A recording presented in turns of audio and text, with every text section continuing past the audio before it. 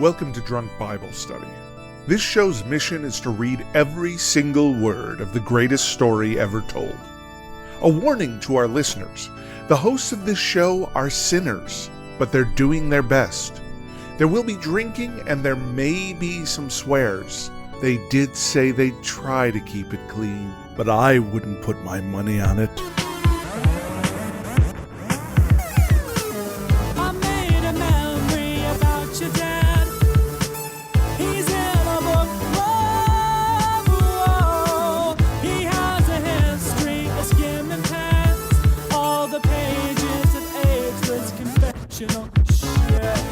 I'm Emily, and this is Drunk Bible Study, where my good friends Jason Dedeker teach me, a born and raised atheist, all about the Bible. Somebody is dancing with their, bottle of booze. Yeah, so by somebody you mean Jace. Yes, right? Not you, yes. It's because... Annalisa. It's because... This, what is it? Yes. This bottle, I have to skip to this because I'm just so excited. Okay. This dancing with this bottle of tequila is the closest that I have come so far in my life to dancing with Dwayne "The Rock" Johnson himself. Yes. Wow. And that is because I ordered some of his brand of tequila called Terramana. I got the Reposado, and it's delightful. Quite nice. I mean, it's not like an añejo or something. It's not some super fancy thing, but it's quite nice. And I thought it would be good to kind of celebrate The Rock today. I mean, we should celebrate him any day, every day. Yeah, every day. Every single podcast episode is celebrating The Rock, really, if we get down to it, which is not what I expected when we first started the show. I don't think any of us would have predicted that this is what it would turn into, that it's kind of secretly a The Rock fan cast. But welcome, everybody, to Drunk The Rock Study. Now, Jace, Indeed. When you drink that, which I can only assume is the pure bottled essence of The Rock himself, does it kick you straight in your candy ass? Oh, for sure. Yeah, but in the best way. It's a real delight. Indeed. That's lovely. Oh my goodness. Well, my mother is very interested in the beautiful painting behind you, Jace. She is. It is a lady. Yeah. I feel like she needs to be a part of Drunk Bible Study lore in some way. So please tell us, what is the deal? Yeah. So I believe we may have talked about her once before, a few months ago on Drunk Bible Study. Before we opened her out of the package and released the curse. Yes, this was before... Released her into the wild. Before Dedeker had ever seen her. She had just been in a box for years, which is a really sad fate for a lady. But basically, this is a fairly large-ish oil painting portrait of a lady that has been in my family for quite a while. And this was a portrait that was given to my grandmother by a friend of hers who said, here, I want you to take this and destroy it. What? And yes... Literally. It's like a Stephen King novel. Explicit instructions. And wasn't there also a layer of it where the reason she wanted it destroyed is because people in her family were fighting over it or something? I think that, I don't know where speculation begins and truth ends in that way, but it was given to her and said, get rid of this, destroy it, throw it away, something like that. So instead, my grandma put it up in her living room. And so I, grew up at Nana and Grandpa's house seeing this portrait on the wall. And it's one of those ones where the eyes kind of follow you when you move around. It always looks like she's looking at you, which I thought was super cool as a kid. And now she lives here with me. I refer to her as the lady, always with the definite article before her name. Indeed. But there she is. And also, we joke that this is the reason why Jace still looks like he's in his early 20s. Mm-hmm. She's kind of a picture of Dorian Gray's situation. Yeah, I was really hoping that the moment that we opened it up, I would also get this strange blessing / cursed of eternal youth. So yeah. Well, it hasn't been enough time to see. So jury's still out. Time will tell. Yeah. That's true. Indeed. I haven't laid my own eyes on it, but hopefully someday. Yes, it's quite beautiful. I do love it. And I also think that you should go on Antiques Roadshow and try to assess how much Emily, that painting is worth. I need to pause you there because to even think about selling this portrait, I think that's going to bring... I'm not saying that we would sell it. Intense curse down upon the family. I think right now the lady is kind of appeased because... Got it. It's like The Ring, it's like you share the videotape and it's like we're sharing the lady. She's on the wall. She's sharing her joy with the world. But the idea that we would get rid of her, I think would really, really rumble up some bad spirits. Yeah. Okay. I'm not intending you to get rid of her. I just want to know how much she's worth. Don't worry. Just for fun. Don't worry, the lady. I will never get rid of you. Okay. Don't even worry. You're going to pass her down to someone someday. Sounds good. Someone's going to get this painting and I'll be like the opposite of my grandma. I'll be like, whatever you do not destroy this or get rid of it. Do not. Or you will regret it. Indeed. Amazing. Wow. Okay. Well, let's move on to other very old things that are scary and we can't destroy them, called the Bible. Wow. Yeah. Good transition. Indeed. Yes. I'm trying to recall what happened. Last week, I know that I was saying names wrong left and right. Sorry to our editor, Leia. I apologize. And to all of you listeners. But you know what? That's the way that I roll. I can't see these names and it's like it short circuits something in my brain. I'm like, those 2 letters, those 3-4 letters, they don't belong together, but yet they do.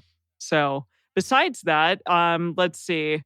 Ishmael killed Gedaliah. Yeah, it was the whole that was fun. Political intrigue. Yes. An assassination attempt that we tried to warn Gedaliah about and he didn't believe it. And then he paid for it in the end. Yeah. Indeed. And then Ishmael just kind of bounced and he's like fine out there somewhere. I don't know. No one's seen him to this day. Yeah. No. He created this has, portrait and it was passed down for generations. There you go.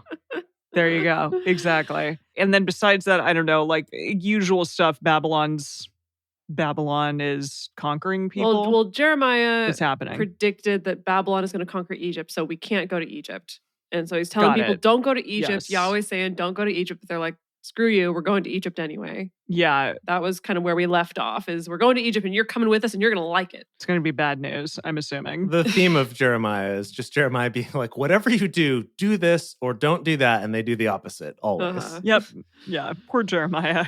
I understand now why he's sad. He's a sad boy because nobody listens to him. He's got a lot of reasons to be sad. It's true. Yeah. It's true. Yeah, for sure. All right. Well, Jace, we know what you're drinking. Are you just drinking it straight or are you drinking it with like how is this happening? I'm just drinking it straight because it's delightful. Wow. Yeah. Oh, good. Goodness. Yeah. Good tequila you can do that with. Exactly. Dedeker, how about you?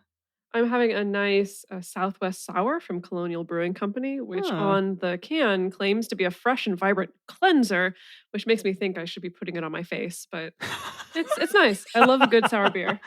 I think you can put beer on in your hair, and that's really good for it, right, Chase? Yeah, it's supposed to be good for your hair. How? It closes down the cuticles by being kind of acidic, I guess. Do I want them to be closed? That'll make your hair shinier. If you're going for volume, probably not going to help you. But if you want shininess and smoothness, then closed cuticles is what you want. Now, do you need like a premium beer, a cheap beer, that I don't beer, know. a craft I beer? think people do it with like Bud Light. I don't know. I mean, Dedeker and I aren't going to get volume anytime soon. I assume if you're just going to toss it into your hair, it would be a cheap beer, but I don't know if that affects it. Yeah. That's true. Yeah. Well, okay. I have to brag because I'm very impressed with my drink today. I didn't know if it would turn out the way that I wanted it to, but it totally did. You can't see it in the video as well as I would like, but this is a blueberry mojito, which I've done before, but I added butterfly pea. Oh, of course. Our favorite ingredient. The pea of a butterfly. Magical butterfly pea. At the top. Yeah. So it creates this really stunning gradient of like kind of really dark purple at the top. And then it fades into this like sort of red color at the bottom. It's cool. Butterfly pea, if you can get your hands on some, go nuts with it. This is just a classic mojito recipe, but also with blueberries added to it. So I'll post it in our group. Lovely. And then, I'll find some butterfly pea, everyone. It makes everything pretty. Yay. Ask for consent from the butterflies first, please. Yes. Don't just go take it. They have nothing to do with it. I don't know why it's called that. It's just a plant. I don't kill animals in any way. It's just a plant. Alrighty. What are we doing today? All right. Today, we're continuing on with Jeremiah. Exciting news for all of you out there. This is the third to last episode of Jeremiah. So excited. Last time, we thought there were going to be more episodes, but we kind of restructured and recombined them so that it's only going to be 3 episodes of this and then 2 more. So today we're reading Jeremiah 44 through 46, and then Psalms 55 and 56. As we get started, we want to remind everyone to read responsibly and drink responsibly. You can drink along with us or you can listen while you're in the car. But please do not do both at the same time. And with that, Jeremiah chapter 44.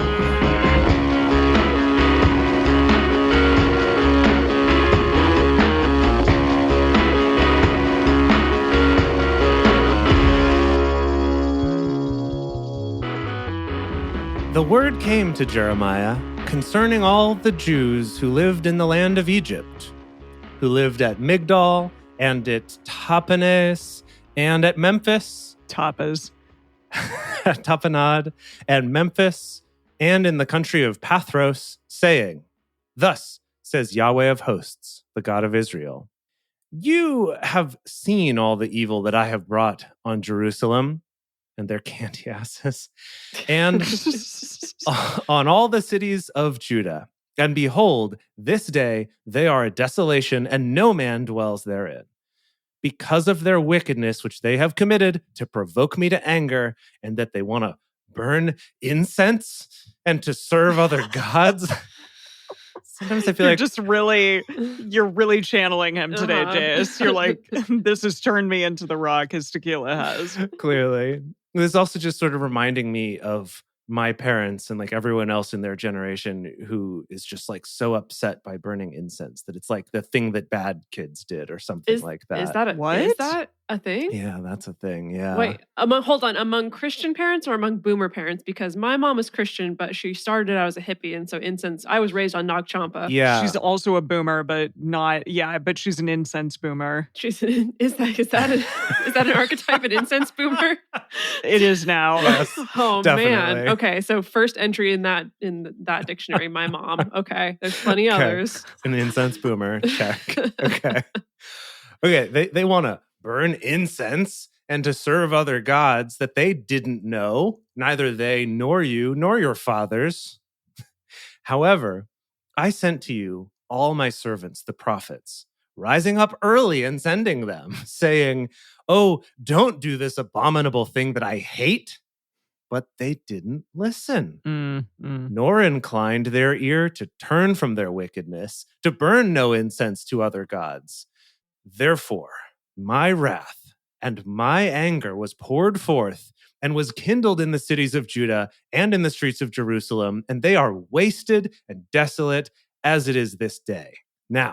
Therefore now, thus says Yahweh, the God of hosts, the God of Israel, why commit you this great evil against your own souls? To cut off from you man and woman, infant and suckling, out of the midst of Judah, to leave you none remaining?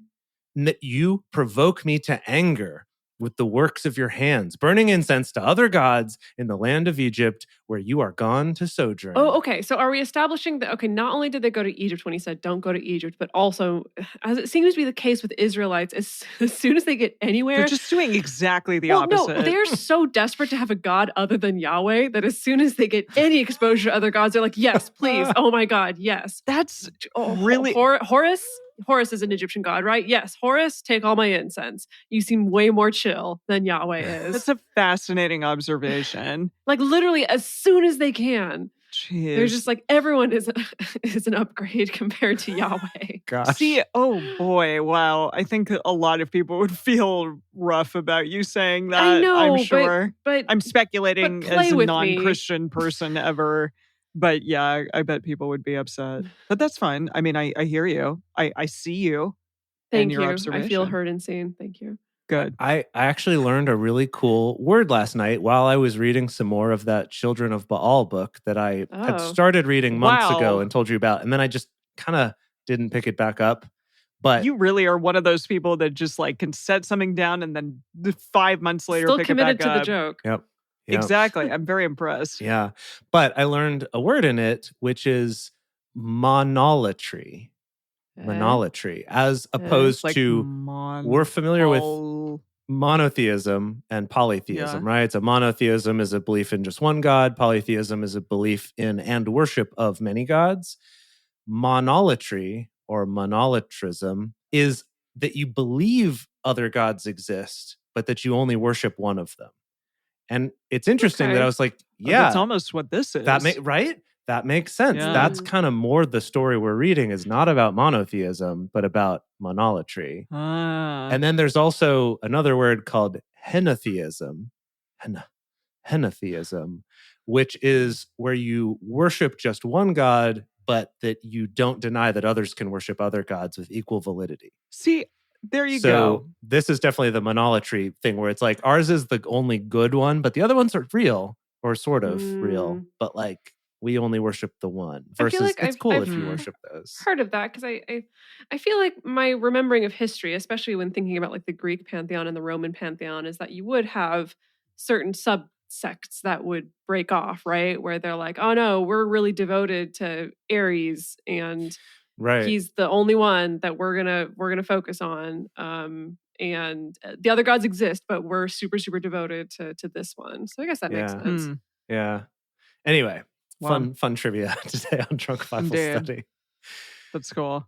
So you've gone to sojourn in Egypt, that you may be cut off and that you may be a curse and a reproach among all the nations of the earth. Have you forgotten the wickedness of your fathers and the wickedness of the kings of Judah and the wickedness of their wives and your own wickedness and the wickedness of your wives? Oh boy. Okay, calm down. Which is this Jeremiah? He's really angry right now. He's Yahweh speaking through Jeremiah, yes. Got it. Of course. And the wickedness of your wives, which they committed in the land of Judah and in the streets of Jerusalem. They are not humbled, even to this day. Neither have they feared, nor walked in my law, nor in my statutes that I set before you and before your fathers. Therefore, breath. Therefore, thus says Yahweh of hosts, the God of Israel, behold, I will set my face against you for evil, even to cut off all Judah. I think we drink for repetition with setting my face against you. That was one of our old classics. You know what? By all means. Sure. An old classic. I will take the remnant of Judah that have set their faces to go to the land of Egypt to sojourn there, and they shall all be consumed. In the land of Egypt shall they fall. They shall be consumed by the sword, and by the famine they shall die. From the least even to the greatest, by the sword and by the famine, they shall be an object of horror, an astonishment, and a curse, and a reproach. For I will punish those who dwell in the land of Egypt as I have punished Jerusalem by the sword, by the famine, and by the pestilence, so that none of the remnant of Judah who have gone into the land of Egypt to sojourn there shall escape or be left to return to the land of Judah, to which they have a desire to return to dwell there. For none shall return, save such as shall escape. Wow. Okay. Sure. Yahweh, Everyone sure. needs to calm down. I really feel like the more time goes on, the more I relate to the Israelites, where after a certain point, you just start to tune it out. You're just like, yes, Yahweh, yes. I hear you, Sure, man. Like, yes, wow. sure. Gotcha. Just keep doing your thing. He'll tire himself out eventually. Gosh. He will, though. And then eventually he'll go back and be like, oh my God, I'm so sorry. I was not nice. Yeah. No, he won't be sorry, but he'll okay. be like, oh my I God, love you. now that I've put you in a terrible situation, I'll be the superhero who swoops in to save you from it. Yeah. Praise me. Maybe then you'll finally love me. Oh, gosh. Okay. Oh, Yahweh's just trying to get love. He has like a lot of complexes. Oh, he's a big old bundle of complexes. You know what? He's so human. You know what? What if God were one of us? Just a slob like one of us? Just like a stranger on the bus? He is, though. Yeah. He's just trying to make his way trying home. to find his way home. We are children of the 90s, everyone. We There truly it are. is. Also, this is funny because in one of the bonuses, I don't think we talked about it very much, but when I was looking up stuff about the Jews going to Egypt, like there's still parts of Egypt where Jews live supposedly from this time. So this clearly didn't happen. That's another interesting one. It's like, no, they all still live there, actually. Their descendants do, at least. Anyway. Interesting. Yeah. Then all the men who knew that their wives burned incense to other gods, and all the... Oh, okay, hold on. We're pinning it on the wives. I mean, of course, Dedeker, low-hanging fruit, okay? Just Yeah. Low. Yeah. And all the women who stood by, a great assembly, even all the people who lived in the land of Egypt in Pathros, answered Jeremiah.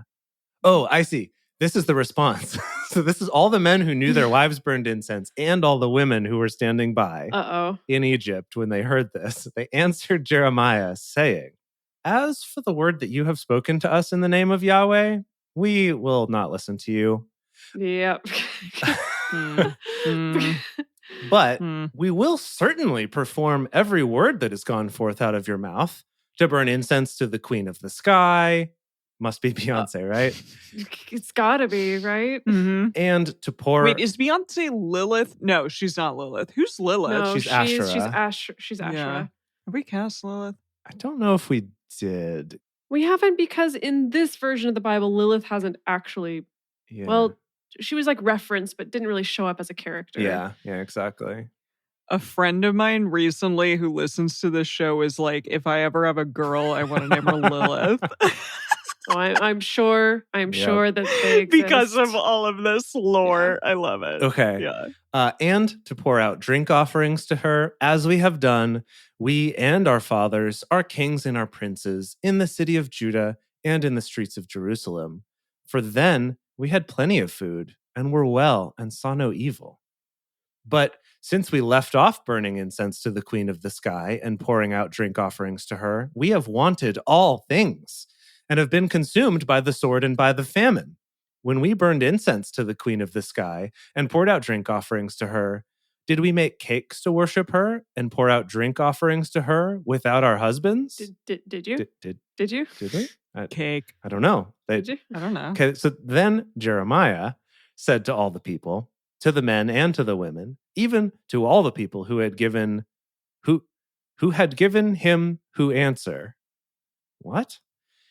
Even sometimes this book does not make sense. It's all right.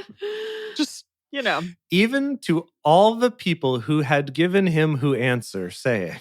Okay. Answer. So like all the people who were giving him sass just now. Yeah, to all those sass and back, he said. Yeah, I think, yeah. The incense that you burned in the cities of Judah and in the streets of Jerusalem, you and your fathers, your kings and your princes, and the people of the land, didn't Yahweh remember them? And didn't it come into his mind? So that Yahweh could no longer bear because of the evil of your doings and because of the abominations which you have committed? Therefore is your land become a desolation, an astonishment and a curse without inhabitant, as it is this day.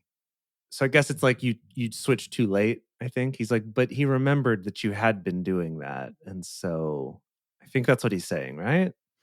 I think this is just getting into an argument about attribution of who caused the good things and who caused the bad things. Exactly, yeah. I guess Yahweh did both. Yeah. Kind of. Yeah. If we're really getting down to brass tacks. I feel like this happens a lot in politics too, right? Where it's like, oh, this bad thing that's happening now, it's because of the previous guy. And, they're like, no, this is because of the current guy. We were doing great when we were, and they're like, no, that was because of the one before you. And it's kind of before you, they set that up. Yeah. Right. Yeah. That's currently happening. Yes. Because you have burned incense and because you have sinned against Yahweh and have not obeyed the voice of Yahweh, nor walked in his law, nor in his statutes, nor in his testimonies.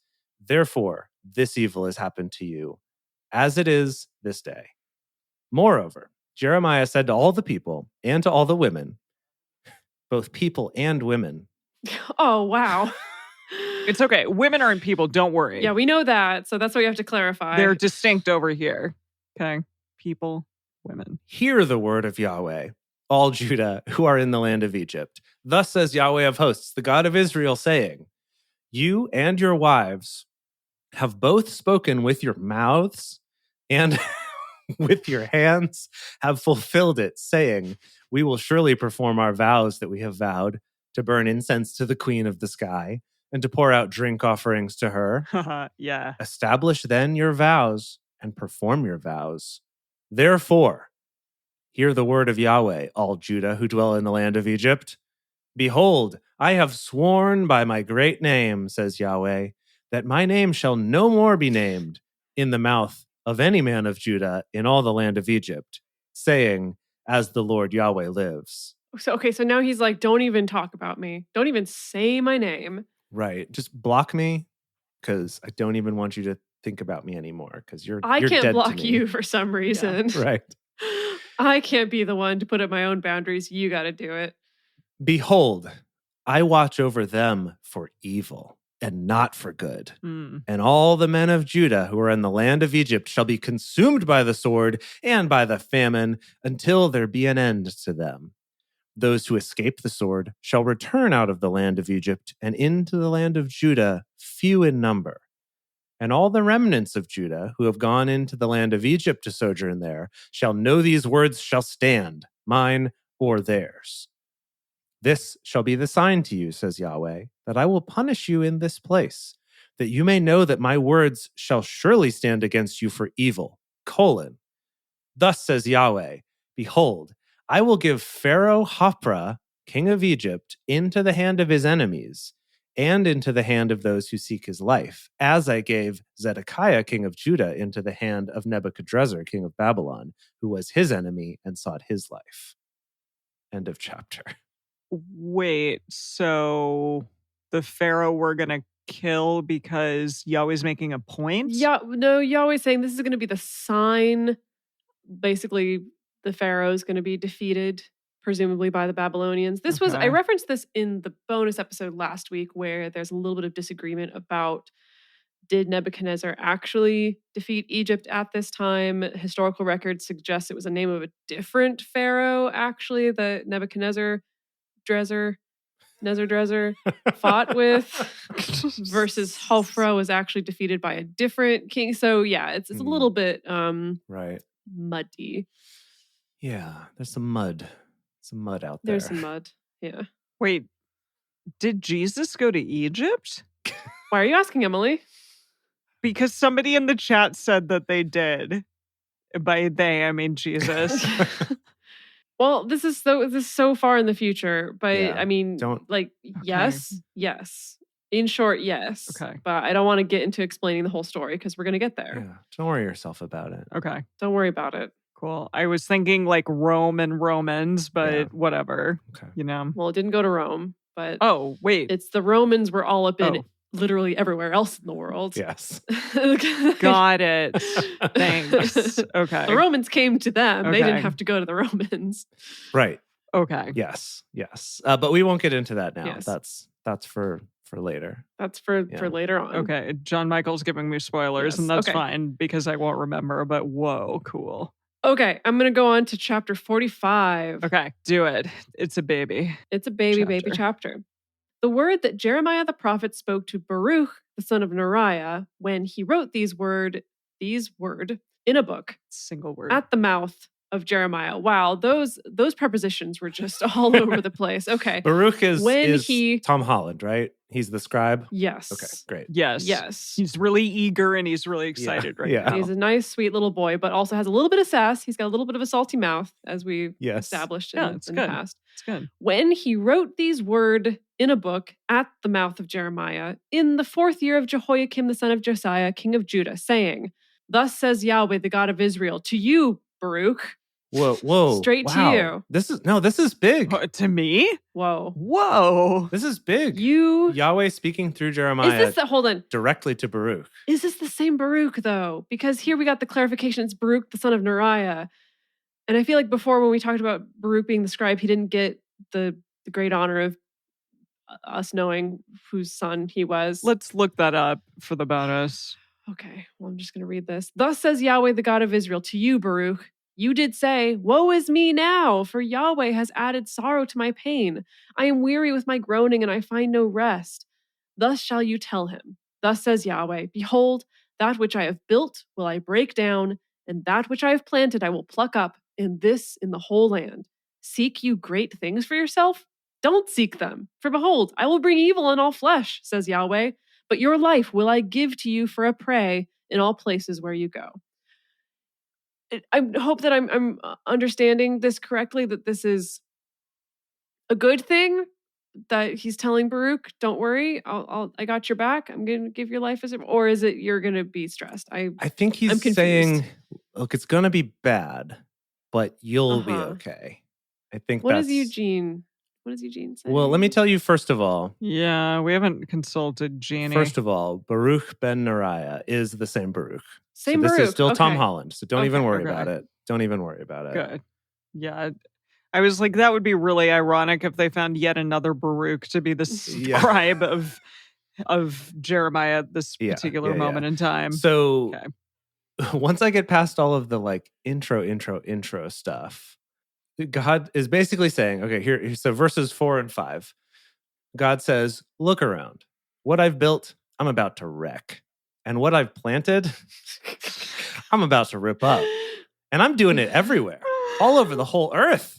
So forget about making any big plans for yourself. Things are going to get worse before they get better. But don't worry, I'll keep you alive through the whole business. Thanks, God. Oh, good. Okay. Oh, you'll be able to witness all of it happening. It's going to suck a lot. Was this not the same Yahweh who was just encouraging Jeremiah to make some real estate investments because it's going to be okay? That was to Jeremiah. This is to Baruch. But to Baruch, he's like, don't even get too big for your britches. Don't even think about it. Yeah. Wow. Goodness. Wow. Okay. Well, that was the end of my chapter. It was a little shorty. Wow. Excellent. Yeah. I guess, should we take a break? Yeah. Let's go fill some drinks. Yeah, let's do it. Yeah. All right. We're going to take a quick break before we go on to Jeremiah's chapter 46 and 47. But in the meantime, we'd like to take a moment to talk about how you can support this show. If it's something that you're enjoying, if you're having a good time, if you're learning things with us, hopefully not from us, but sort of with us, I guess, because we don't know what we're talking about. Yeah. But if you're enjoying the show and you want to support it, the best way that you can do that is to spread the word. Tell other people about it. Bring your friends. Get all your pals to listen to Drunk Bible Study. Maybe make a Drunk Bible Study group. Would be a fun thing to do. We would love that. It would be great. Write us a nice review, things like that. Help us get the word out about the show.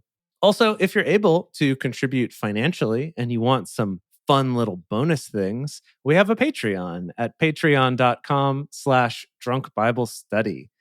There, we just have one tier. We keep it super simple, $6 a month. And that gets you things like early access to our shows.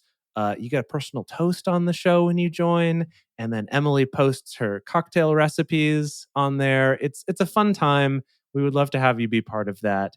And whether you're a patron or not, please join us on Facebook in Drunk Bible Study Fans and Fellowship Facebook group, where people post all sorts of memes and comments and observations and personal stories and things like that. It's great. It's a lot of fun. It's one of the few places on social media that I actually like to spend time. So definitely go and check that out.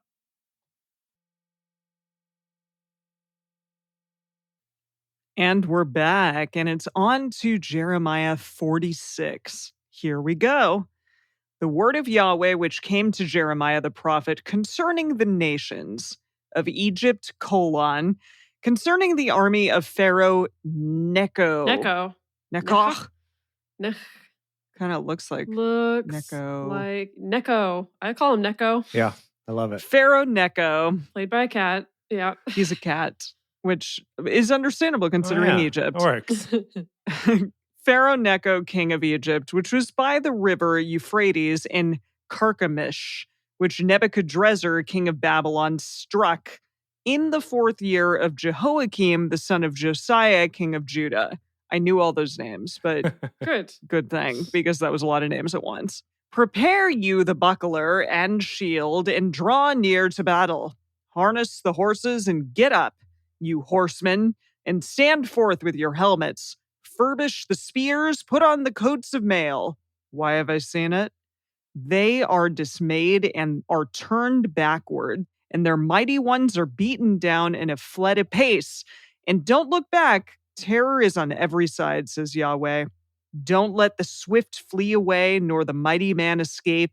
In the north by the river Euphrates have they stumbled and fallen. So what are they talking about? They're like, people are going to die in Egypt. What's happening? I think, basically the same gist as always, right? That you're going to get conquered. Yeah, it's going to go very, very bad. Yeah. Who is this who rises up like the Nile, whose waters toss themselves like the rivers? Egypt rises up like the Nile, and his waters toss themselves like the rivers. And he says, I will rise up. I will cover the earth. I will destroy cities and the inhabitants of it. Is that like God saying that? Of course.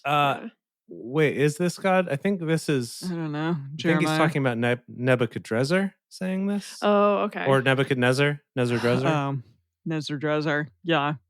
Go up, you horses, and rage, you chariots, and let the mighty men go forth. Cush and Put. Huh? I'm sorry. It says Cush and Put. That sounds like Cush and Put. brands of weed. Is that Yeah. the name of a town? Put. Put? Yeah, you're right. P-U-T. Okay. All right. And Cush. It's capitalized like the name of a city, though? Yes, both of them are capitalized. Okay, great. So it's either a person Oh, no, or it's what? okay. It says, let the mighty men go forth, Cush and Put, who handle the shield. Yeah. So they're our comedy duo. Oh, fun. That give us some great physical comedy handling the shield. Good. Who handle the shield, and the Luddim who handle and bend the bow. For that day is a day of the Lord, Yahweh of hosts, a day of vengeance, that he may avenge him of his adversaries. And the sword shall devour and be satiate. Satiate? Yeah, sure. Yeah. Like the adjective like form satiated. of satiated. Satiate, yeah. And shall drink its fill of their blood. For the Lord Yahweh of hosts has a sacrifice in the north country by the river Euphrates. Go up into Gilead and take balm, virgin daughter of Egypt. Oh, Balm of Gilead. Yeah. Oh, there it is balm of again. Gilead. Yeah, we've seen that before, right? Yeah, we have. Yeah. Yeah. In vain do you use many medicines. There is no healing for you. The nations have heard your shame, and the earth is full of your cry, for the mighty men has stumbled against the mighty. They are fallen, both of them together. The word that Yahweh spoke to Jeremiah the prophet, how that Nebuchadnezzar, king of Babylon, should come and strike the land of Egypt. Sorry, Yes. I can clarify this based on looking at the message. Oh. All that stuff you just said was indented, and now you've just started a new one. And this is now God's message about Nebuchadnezzar on his way to Egypt, I guess. Okay. Or maybe a second message on the same topic, more likely. Okay. But we're now talking about same topic, different message. Declare you in Egypt and publish in Migdol and publish in Memphis and in Taphanes. Say you, stand forth and prepare you, for the sword is devoured round about you. Why are your strong ones swept away? They didn't stand because Yahweh did drive them. He made many to stumble. Yes, they fell one on another, and they said, arise, and let us go again to our own people and to the land of our birth, from the oppressing sword. They cried there, Pharaoh, king of Egypt, is but a noise. He has let the appointed time pass by. What? What are they talking about? What verse did you just read? I'm trying to follow along. 17. And the message is so different from what you just read that it's hard to even tell where you are. Oh, wow. Yeah. 17. So I'm going to start from 15 because classic The Message doesn't have verse numbers on every verse. Okay. It says, why will your bull god Apis run off? Because God will drive him off. It's like a knock-knock joke. Zinger. Your ragtag army will fall to pieces. The word is passing through the ranks. Let's get out of here while we still can. Let's head for home and save our skins. When they get home, they'll nickname Pharaoh, quote, Big Talk Bad Luck. Cool. Okay. I don't know what to tell you. I don't really know. Good. Yeah, like he's but a noise. I say, okay, that okay. Big talk, bad luck. Yeah. Okay, good job. Good one, Eugene. Well done. As I live, says the king, whose name is Yahweh of hosts, surely like Tabor among the mountains, and like Carmel by the sea, so shall he come. Your daughter who dwell in Egypt, furnish yourself to go into captivity. For Memphis shall become a desolation and shall be burnt up without inhabitant.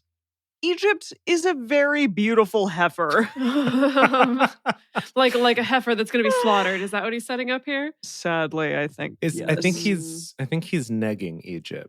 It's like wow, real beautiful for a cow. You know what I'm saying? Jeez. Oh man! But destruction out of the north has come. It has come. Also, her hired men in the midst of her are like calves of the stall. For they are also turned back, they are fled away together. They didn't stand, for the day of their calamity has come on them, the time of their visitation. The sound of it shall go like the serpent, for they shall march with an army and come against her with axes as woodcutters. They shall cut down her forest, says Yahweh, though it can't be searched, because they are more than the locusts, and they are innumerable.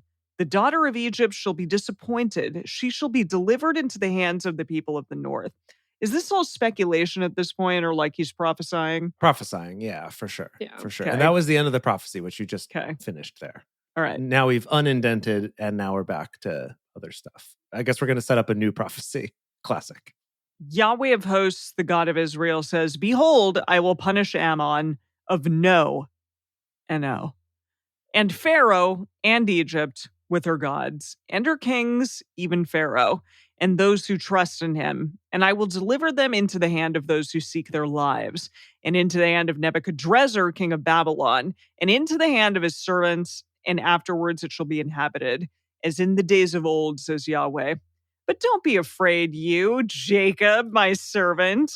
Neither be dismayed, Israel, for behold, I will save you from afar, and your seed from the land of their captivity, and Jacob shall return, and shall be quiet and at ease, and none shall make him afraid. Don't be afraid, you, O Jacob, my servant, says Yahweh, for I am with you, for I will make a full end of all the nations where I have driven you. But I will not make a full end of you, but I will correct you in a measure, and will in no way leave you unpunished. Don't even get attached to the idea of going unpunished. Not going to happen. Wow. Gosh, Eugene says, Calm I'm down, not God. finished with you yet. Oh my God. Boy, oh boy. Yahweh. Wow. Okay, that was it. Yes, it's you, Jace. Oh, this is me again. Okay, the tiniest chapter. Tiniest boy, yeah. The second tiniest chapter. Chapter 47. It's Doomsday for the Philistines is the title in the message. Wow. Okay. The word of Yahweh that came to Jeremiah the prophet concerning the Philistines before that Pharaoh struck Gaza. Thus says Yahweh, Behold, waters rise up out of the north, and shall become an overflowing stream, and shall overflow the land and all that is therein, the city and those who dwell therein, and the men shall cry, and all the inhabitants of the land shall wail. At the noise of the stamping of the hooves of his strong ones, at the rushing of his chariots, at the rumbling of his wheels, the fathers don't look back to their children for feebleness of hands. Jeez. Because of the day that comes to destroy all the Philistines, to cut off from Tyre and Sidon every helper who remains. For Yahweh will destroy the Philistines, the remnant of the Isle of Caphtor. Baldness is come on Gaza. Oh. Boy, unfortunate. Unrelated. How unfortunate. A plague of baldness. Yeah. Ashkelon is brought to nothing, the remnant of their valley. How long will you cut yourself? The sword of Yahweh, how long will it be before you be quiet? Yikes. Put up yourself into your scabbard. Rest and be still. It's a metaphor I didn't follow. How can you be quiet, seeing Yahweh has given you a charge? Against Ashkelon and against the seashore, there he has appointed it. What? I don't know what just happened. So, okay, I feel like we took a hard left turn from I'm going to punish you. Don't even think that you're going to go for a second unpunished to also the Philistines going to destroy them. So be happy about that. Sure. Like I've again got a little bit of some whiplash about like, wait, who is Yahweh mad at? Wait, are we supposed to be happy? Are we supposed to be afraid? Oh, wait, what is happening? Oh God. I feel like we're missing a lot of kind of in between connecting context between these, right? Because maybe it's like Jeremiah came and gave this speech from Yahweh to people in Egypt who were being jerks to him. And then maybe he gave this other message to people who were a little more cool. And so he's like, hey, it's going to be all right. You're going to conquer your enemies. I mean, you will get punished. No questioning that. But you'll also win some things too. Maybe that's like, we're just missing that context around these speeches. Sure. Why not? He just doesn't want them to get too settled and too happy and too anything. Yeah, he wants to keep them on their toes. He's constantly writing that line, right? Between making sure they know that they should be afraid, but I can't scare them off entirely. I got to try to I see. Put some crumbs in there a little bit to still keep them on my side. Okay. Seems like a stressful position to be in, Yahweh. Mm-hmm. You could just try being nice. Sure. I mean, you're going to catch more flies. Oh, he doesn't know how to do that. But you're right. That would be nice. All right. Well, speaking of catching flies. Let's catch some flies, because now it's time for Silly Psalms with DBS, the part of the show where DBS comes out and reads some psalms. Psalm 55 for the chief musician on stringed instruments, a contemplation by David. Listen to my prayer, God. Don't hide yourself from my supplication. I like your David voice. Attend to me and answer me. He's very soft right now. Yeah. Sometimes he's angry. I guess it's a contemplation. That's true. Indeed. Yeah. I am restless in my complaint and moan because of the voice of the enemy, because of the oppression of the wicked. For they bring suffering on me. In anger, they hold a grudge against me. My heart is severely pained within me. The terrors of death have fallen on me. Fearfulness and trembling have come on me. Horror has overwhelmed me. I said, oh, that I had wings like a dove. Oh. Then I would fly away and be at rest. Oh. Behold, then I would wander far off. I would lodge in the wilderness. Oh. Selah. I would hurry to a shelter from the stormy wind and storm. Okay. Confuse them, Lord, and confound their language, for I have seen violence and strife in the city. Day and night they prowl around on its walls. Malice and abuse are also within her. Destructive forces are within her. Threats and lies don't depart from her streets, for it was not an enemy who insulted me. Then I could have endured it. Neither was it he who hated me who raised himself up against me. Then I would have hidden myself from him. But it was you, a man like me, my companion, and my familiar friend. We took sweet fellowship together. We walked in God's house with company. So wait, he's not talking about God here? Who the heck is he talking about? He's talking about Jonathan? Whoa. I think maybe it's Saul. It's someone who's betrayed him. Whoa. Well, Saul is always betraying him. I don't know. Yeah, that's kind of his deal. Let death come suddenly on them. Let them go down alive in Sheol, for wickedness is among them in their dwelling. As for me, I will call on God. Yahweh will save me. Evening, morning, and at noon, I will cry out in distress. He will hear my voice. He has redeemed my soul in peace from the battle that was against me. Although there are many who oppose me, God, who is enthroned forever, will hear and answer them. Selah. They never change and don't fear God. He raised his hands against his friends. He has violated his covenant. His mouth was smooth as butter, but his heart was war. Oh my. David is very sexual always. His words, always, yeah. His words were softer than oil, yet they were drawn swords. Cast your burden on Yahweh, and he will sustain you. He will never allow the righteous to be moved, but you, God, will bring them down into the pit of destruction. Bloodthirsty and deceitful men shall not live out half their days, but I will trust in you. Wow. There it is. That was it. Wow. I feel like this was a breakup psalm. You know? Break up with Saul? I don't know. Someone. It's unclear who this is about. We should look it up. Maybe we could look that up in a bonus. Yeah. That could be good. Yeah. But yeah, it's like, oh, your kisses were so sweet, but they were also like daggers in my heart. Like that kind of a... Yeah. Is that what you say during a breakup? I'm actually getting that from the Messages version of Oh, this. what really? Oh no. Yeah, it says, his words, which were music to my ears, turned to daggers in my heart. Oh, man. Wow. Wow. That's Eugene's breakup. Is that where that psalm. comes from? Amazing. Okay. Next is Psalm 56 for the chief musician to the tune of, quote, Silent Dove in Distant Lands. I love that song. I poem- love that. A poem by David when the Philistines seized him in Gath. Okay. Oh. So things are tense. Be merciful to me, God, for man wants to swallow me up. All day long he attacks and oppresses me. My enemies want to swallow me up all day long, for they are many who fight proudly against me. When I am afraid, I will put my trust in you. In God, I praise his word. In God, I put my trust. I will not be afraid. What can flesh do to me? All day long, they twist my words. All their thoughts are against me for evil.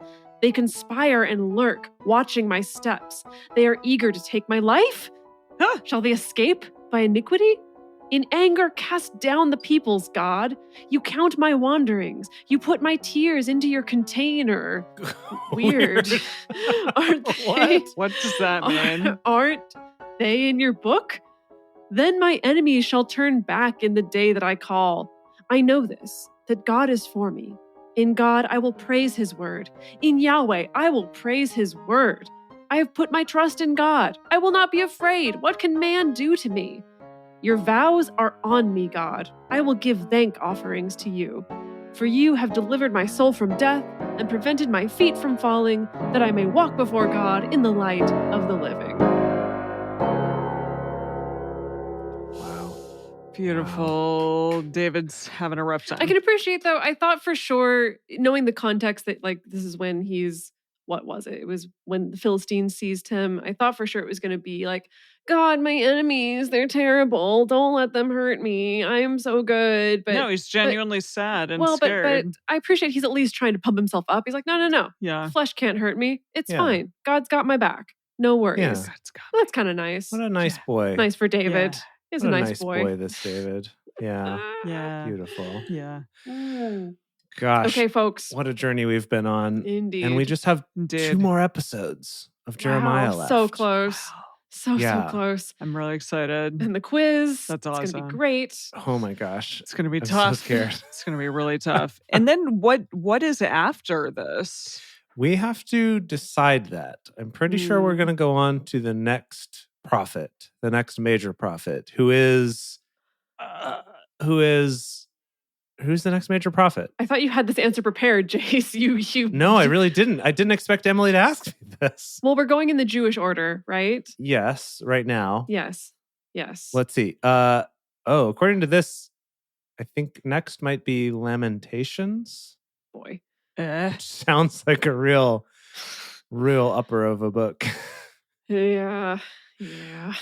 I don't know. I think Well- there's a lot of real quotable stuff in Lamentations, though. So I know it Yeah? tends to come up Okay. in quotes that I've looked at for like other things we've researched. It's come up with quotes from Lamentations. So Okay. I think it'll be good. Oh, okay. David in the chat People says are saying it's so, good. so good. So that's going to be great. So good. Great. All right. How exciting. I'm excited for so good. Well, should we do this thing? Yep. Let's do it. Get out of here? Yep. Thank you all for joining us for Bible study today. If you want even more Drunk Bible Study, including early releases, cocktail recipes, personal toasts on the show, and more, become one of our patrons at patreon.com/Drunk Bible Study. If you enjoy the show, take a moment to subscribe and then write us a nice review on iTunes, letting other people know what you like about it. You can also join fellow listeners in the Drunk Bible Study Fans and Fellowship Facebook group. Find us on Twitter at Drunk Bible Cast, on Instagram at Drunk Bible Study, or send us an email to info@drunkbiblestudy.com. Drunk Bible Study is created and produced by Jace Lindgren, Dedeker Winston, and me, Emily Matlack. Our theme song is Book Club by Josh and Anand from their album Home of the. For more information, visit us at drunkbiblestudy.com. I made a memory about your dad. He's in a book club. Whoa. He's got a history of skimming past